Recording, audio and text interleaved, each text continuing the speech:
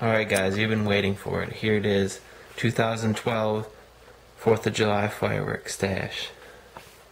Start off, we got 2 boxes of Excaliburs here, and we have another 3 at my friend's house. We have a couple cakes here. 1 500 gram. Double shells. Plenty of just normal standard festival balls and assorted other shells. Here's all the Excaliburs. Got plenty of firecrackers,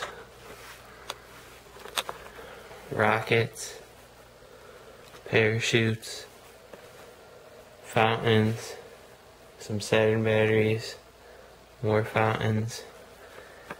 Then we got this rack. We built 12-shot angled rack. You'll get more of that in another video. More rockets, bottle rockets, Roman candles, big Saturn batteries, just a couple small ones, crackling balls, rockets. That's a lot of crap to light off. We got all this at Boomtown Fireworks. It was roughly over $600, and a little bit of this is from last year too, so hopefully you guys will subscribe and check out videos, because you'll get to see a lot of this go off this year. There you go. Thanks for watching.